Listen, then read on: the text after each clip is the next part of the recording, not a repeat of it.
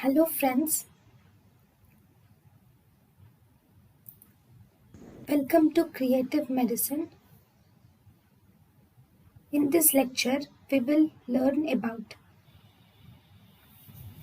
regardless of Gardner syndrome, which of the following statements is true?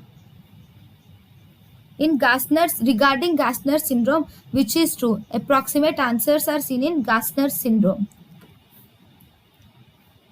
In Gardner syndrome, the patient gives approximate answers.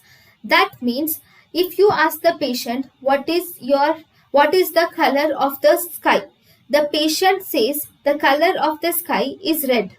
So in this question and answer, if you observe carefully, the patient has given the wrong answer. But still, he could understand the question, that the question is about the color. So in Gardner syndrome, the patient gives approximate answers. This Gardner syndrome is mainly seen in prisoners.